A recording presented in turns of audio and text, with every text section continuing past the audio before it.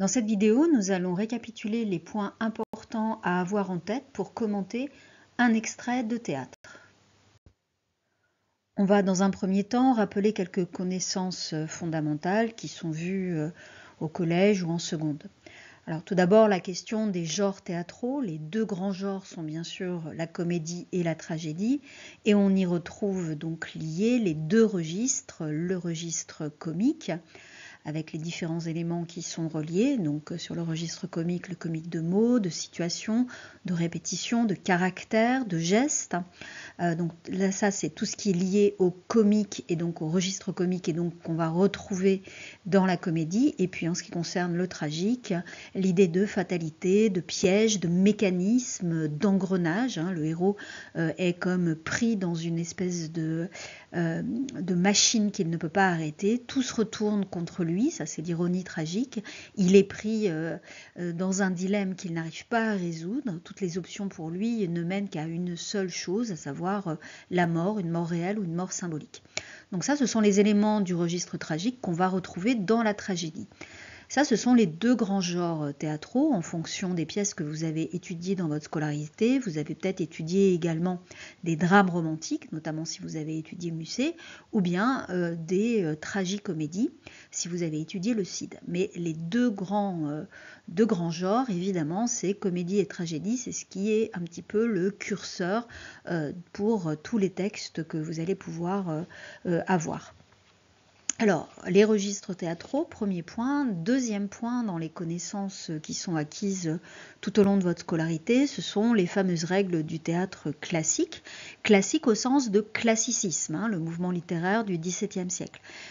Ces règles du théâtre classique, elles sont très importantes parce qu'elles restent en vigueur jusqu'au XVIIIe siècle, et ensuite on va se définir lorsqu'on écrit une pièce de théâtre en fonction de ces règles, c'est-à-dire que soit on les respecte, soit au contraire on ne les respecte pas.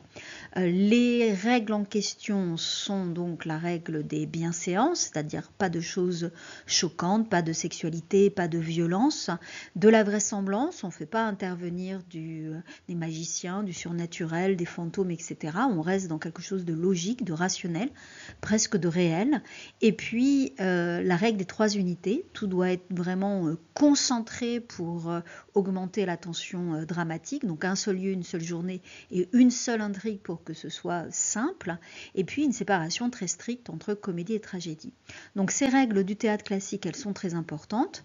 Vous n'allez pas les retrouver évidemment dans toutes les scènes que vous allez pouvoir commenter, et encore plus au bac. On vous donne souvent au bac un texte qui n'est pas toujours représentatif du XVIIe siècle. Donc il ne faut pas chercher absolument à retrouver ces règles-là véritablement dans toutes les scènes que vous allez pouvoir avoir. Donc il faut vraiment déterminer si c'est pertinent ou non d'en parler.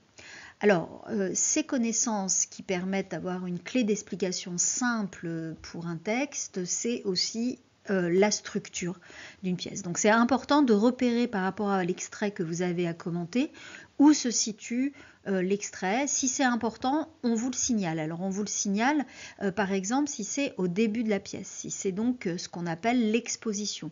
On va vous le signaler dans la présentation, on vous dit que c'est au début, ou bien on vous le signale, on vous dit que c'est à l'acte 1, la scène 1. Donc si c'est acte 1, scène 1, forcément c'est la scène d'exposition, c'est-à-dire la scène où on donne toutes les informations essentielles pour que le spectateur comprenne où il est, et puis évidemment on essaye de capter son attention pour le faire rentrer dans l'histoire et pour pas qu'il ait envie de partir de la salle, tout simplement. Donc une scène d'exposition, c'est une scène qui va permettre de rentrer dans l'illusion théâtrale, et souvent les problématiques sont très simplifiées parce que quand on a une scène d'exposition, la problématique, elle va se construire autour de comment le dramaturge construit-il son exposition. Est-ce que c'est une exposition qui est moderne, qui est complète, c'est-à-dire qu'on a toutes les informations? Est-ce que c'est déroutant? Est-ce que c'est moderne? Est-ce qu'on n'a pas l'habitude de voir ça? Est-ce que le dramaturge donne vraiment toutes les clés au spectateur? Donc ça, c'est pour l'exposition. Et puis quand c'est le dénouement, donc c'est-à-dire pareil, quand votre texte se situe à la fin, vous allez aussi avoir une précision dans le paratexte, dans le texte qui présente, ou bien on va vous dire tout simplement, on va vous dire que vous êtes au 5e acte. Donc quand c'est le dénouement, c'est pareil, il va falloir se poser la question de la résolution de l'intrigue. Est-ce que c'est une fin ouverte, ou bien est-ce qu'il y a des leçons qui sont tirées, une leçon morale, une leçon politique, ou bien est-ce que c'est assez ambigu? Donc à vous de voir un petit peu au niveau du sens. Et puis enfin, toujours sur la structuration de la pièce, vous pouvez avoir une scène qui se situe en fait au milieu. Et donc là, c'est des scènes où véritablement tous les fils de l'intrigue sont noués. C'est-à-dire que là, vraiment, la situation, elle est complètement bloquée et vous allez avoir des personnages qui sont en crise, un conflit qui éclate, une dispute. Donc, repérez où se trouve votre extrait par rapport à l'ensemble de la pièce. Et donc, encore une fois, si c'est important, c'est signalé dans la présentation. Eh bien, ça va vous permettre de mieux comprendre et de mieux construire votre analyse. Ensuite, évidemment, on vient de le voir un petit peu, dans une pièce de théâtre, très souvent, l'essentiel des pièces vont mettre en scène des conflits entre des personnages. C'est un conflit qui peut être alimenté par des procédés traditionnels au théâtre, comme le quiproquo, c'est-à-dire lorsque un personnage pense qu'un tel s'appelle Antoine alors qu'il s'appelle Pierre, et donc ça va créer tout un tas de situations, des situations qui peuvent être d'ailleurs comique ou tragique. Le quiproquo, c'est autant dans la comédie que dans la tragédie.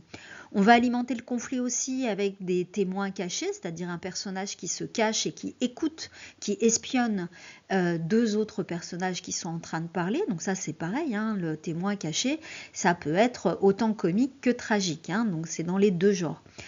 Pareil pour le dilemme. Et donc en fait, ce qu'il faut bien comprendre, c'est qu'au théâtre, très souvent, il y a conflit, il y a dispute, et donc il va falloir très souvent utiliser les outils d'analyse de l'argumentation pour commenter. Donc par exemple, il va falloir parler des arguments, des raisonnements, souligner les connecteurs logiques, parler de stratégie argumentative. Donc ayez ça en tête, le théâtre, c'est souvent de l'argumentation, et donc il faut aussi repérer tous ces outils d'argumentation. Enfin, dans les connaissances à connaître sur le théâtre, il y a la notion d'illusion théâtrale.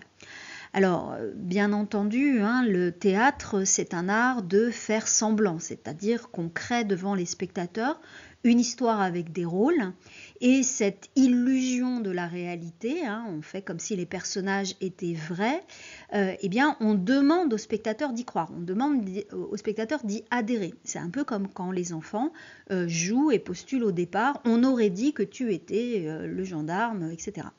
Donc, c'est un jeu, le théâtre, véritablement, un jeu d'illusion, et les dramaturges aiment bien prendre des risques en jouant avec cette illusion, parce que évidemment c'est compliqué au départ de faire rentrer le spectateur dans cette illusion. Il faut vraiment capter son attention, être sûr qu'il croit à la réalité de ce qu'il voit.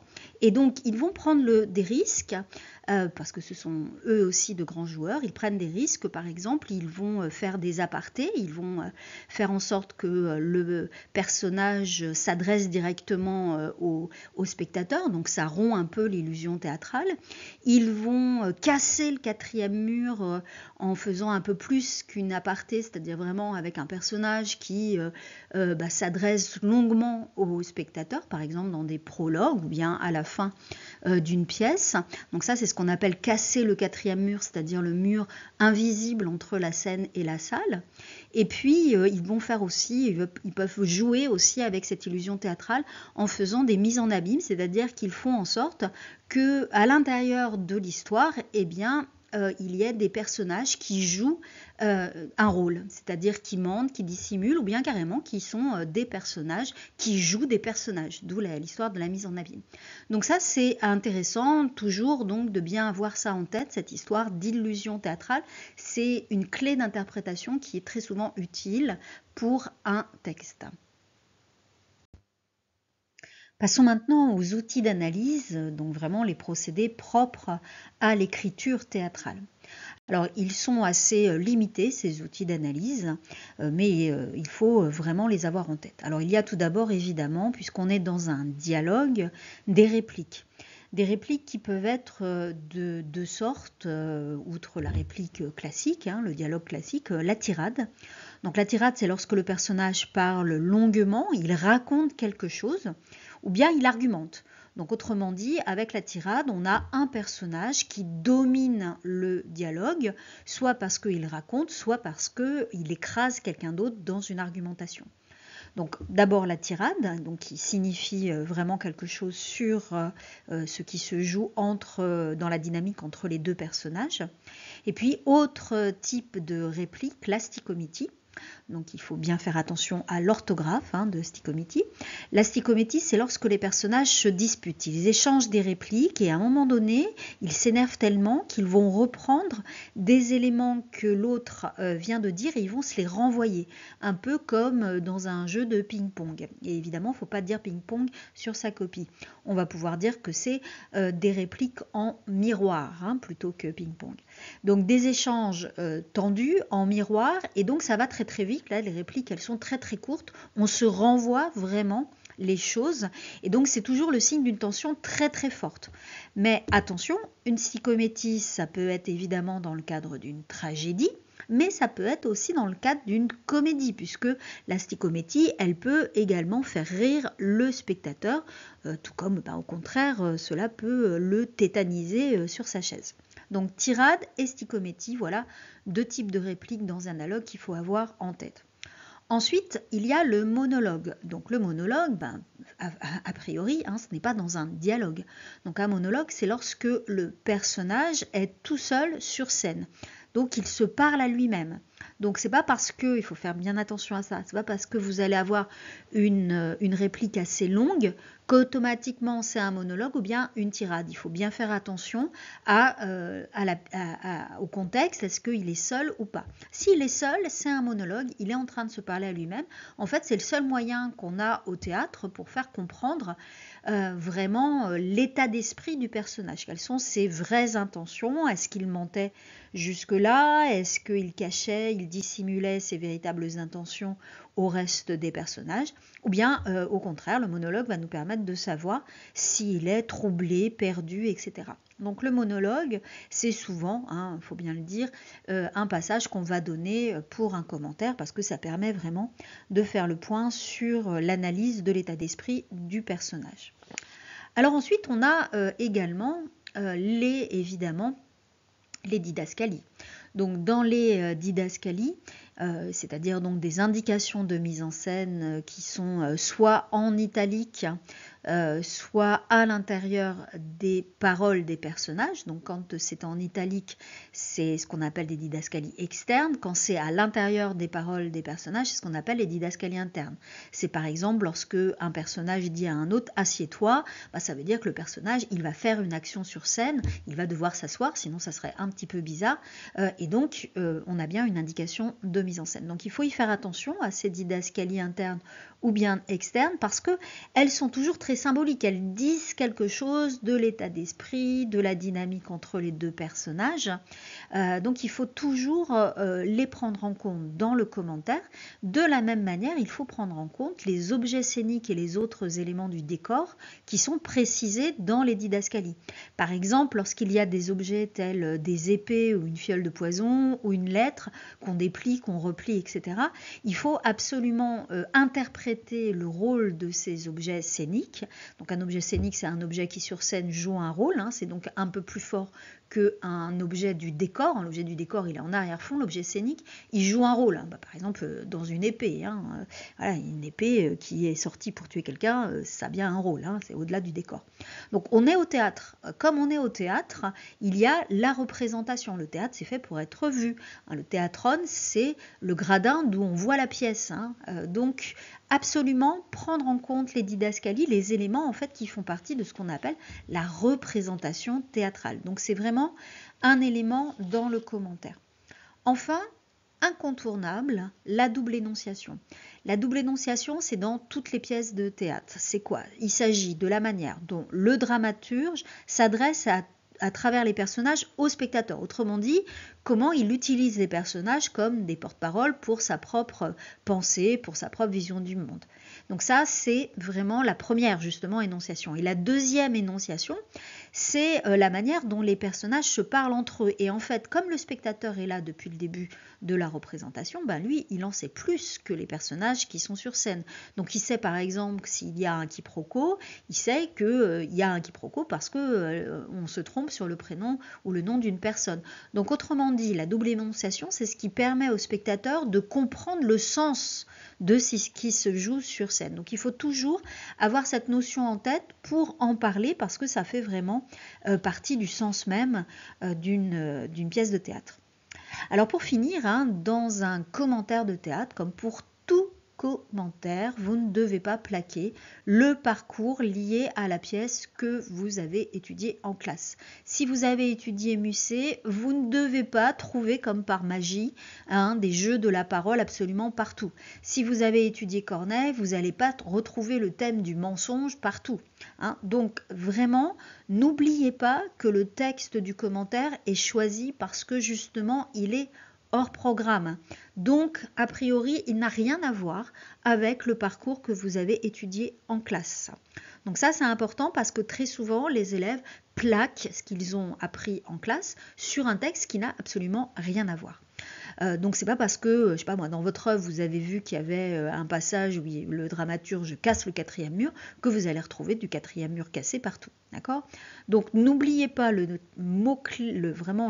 principe même du commentaire, c'est expliquer le sens d'un texte, aller le plus loin possible dans le sens, dans sa signification. Et donc il faut avant tout bien comprendre le texte que vous avez sous les yeux.